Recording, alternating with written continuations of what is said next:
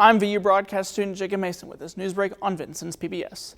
Today is National Ag Day, a time to recognize and celebrate the role agriculture plays in the U.S. economy and in daily life.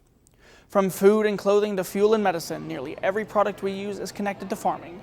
Knox County's Ag Day event was last week with special events at the Vincennes University PE complex.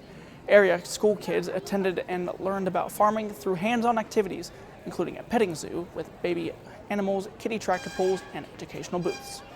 A combined choir from Franklin and Riley elementary schools performed the national anthem, and the Lincoln High School JROTC presented the flags. Many came by to enjoy a pork burger supper from the Knox County pork producers. The cost was only $1, symbolizing how much a farmer earns from the meal. National Ag Day reminds us that agriculture is everywhere, shaping communities, feeding families, and driving the community.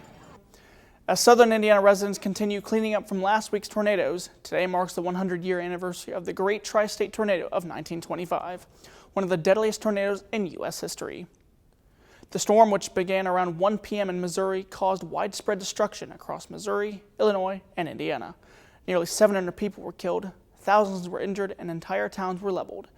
In Indiana, the tornado destroyed the town of Griffin in Posey County and tore through Gibson County before hitting Princeton, where half the town was ruined, and the storm finally dissipated before reaching Petersburg. In total, at least 71 Hoosiers died, and damages reached $16.5 million, which equals around $300 million today.